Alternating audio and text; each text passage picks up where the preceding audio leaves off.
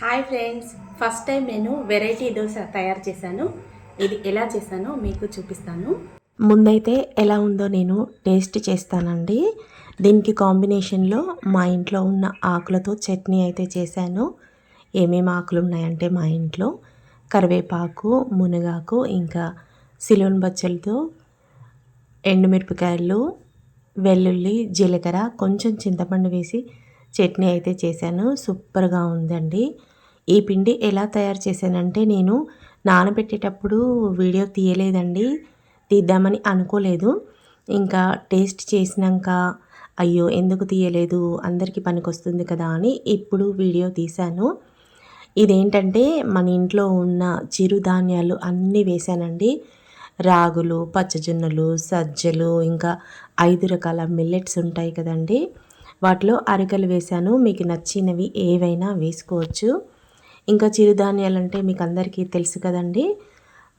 బొబ్బర్లు, పెసర్లు, శనగలు, ఇంకా అన్ని రకాల పప్పులు కూడా వేశానండి నేను కొంచెం కొంచెం. ఎందుకంటే మనకు హెల్తీ ఫుడ్ తినాలని డాక్టర్స్ చెప్తున్నారు కదా. మనం రోజు అన్ని రకాలు తినాలంటే తినలేం కదా.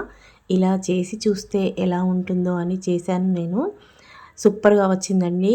మనం బయట సెట్ దోశ ఎలా వస్తుందో ఇది కూడా హోల్స్ లాగా వచ్చి సూపర్ టేస్ట్గా ఉందండి. అందుకనే మీకు చూపిస్తున్నాను నేను. ఈ దోశ చాలా టేస్టీగా ఉంది.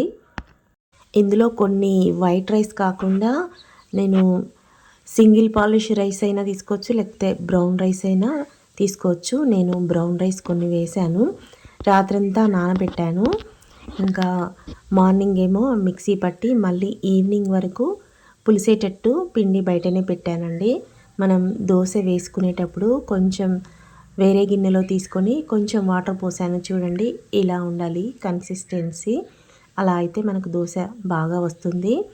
ఇంకా చట్నీ కూడా మనం ఎప్పుడైనా పల్లీల చట్నీ ఊరికే చేసుకోకుండా ఇలా ఆకులతో చేసుకుంటే మనకు కూడా ఆరోగ్యానికి చాలా మంచిదండి. ఇందులో కొన్ని టమాటాలు కూడా వేసుకోవచ్చు. పిల్లలు తినరు కానీ మనం పెద్దవాళ్ళమి తెలుసు కాబట్టి ఇలా చేసుకోవాలి. నేను మునగాకు పొడి కూడా చేశాను చూడండి. ఈ డబ్బాలో ఉంది. ఈ పొడి కూడా దోశలకు పెట్టుకోవచ్చు.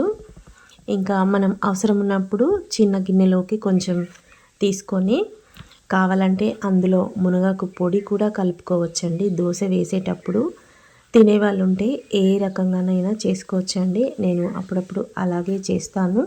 చూడండి దోశలు ఎంత బాగా వచ్చాయో.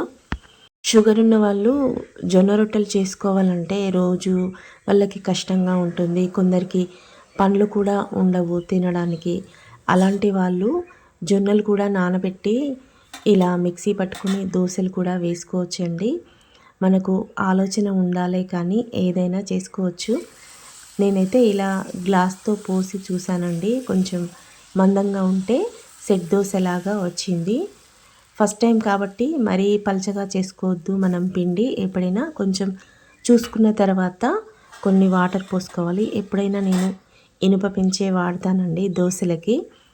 ఎందుకంటే మనం తీసేటప్పుడు సరాతంతో ఎంత గీకినా కానీ ఏమీ కాదు. మళ్ళీ నాన్ స్టిక్ వాడద్దు అని చెప్తున్నారు కదండి. అందుకనే నేను ఇనుప పెంచే వాడతాను. దీని మీద చాలా బాగా వస్తాయి. నాన్ స్టిక్ పెంచేమో నేను ఫిష్ ఫ్రై చేయడానికి పెట్టుకున్నాను. ఇక కొంచెం ఆయిల్ వేస్తే సరిపోతుందండి పైన. దానికి కొంచెం మూత పెడితే తొందరగా అయిపోతుంది. ఇంకా తిరిగేసుకొని కాల్చుకుంటే మన దోశ రెడీ అయిపోయిందండి. చాలా టేస్టీగా ఉంది. అందుకని నేను మీకు కూడా చూపిద్దామన్న ఉద్దేశంతో ఈ వీడియో అయితే పెడుతున్నాను. మన ఛానల్ని ఇంతవరకు సబ్స్క్రైబ్ చేయని వాళ్ళు ఎవరైనా ఉంటే తప్పకుండా సబ్స్క్రైబ్ చేసుకోండి. పక్కనే ఉన్న గంట సింబల్ని నొక్కండి. ఆల్ అని వస్తుంది, దానికి కూడా క్లిక్ ఇవ్వండి. అప్పుడే మేము పెట్టే వీడియోలన్నీ మీకు నోటిఫికేషన్గా వస్తాయి. ఇంతవరకు మన ఛానల్ని సబ్స్క్రైబ్ చేసిన వాళ్ళందరికీ పేరు పేరున ధన్యవాదాలు తెలియజేసుకుంటున్నాను. ఇంకా ఇలాంటి మంచి మంచి వీడియోలు మన ఆరోగ్యం కోసం నేను పెడుతూనే ఉంటాను.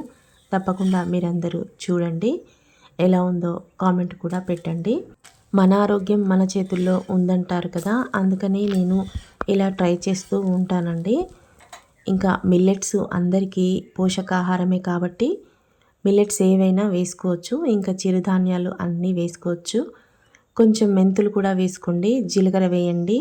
మిక్సీ వేసేటప్పుడు కొంచెం కావాలనుకుంటే పచ్చిమిర్చి కూడా వేసుకోవచ్చు. ఇంకా మన ఇష్టం అండి, ఎలాగైనా చేసుకోవచ్చు. తినేవాళ్ళు ఇష్టం కదా, అందుకని నాకైతే చాలా బాగా నచ్చింది ఈ సెట్ దోశ.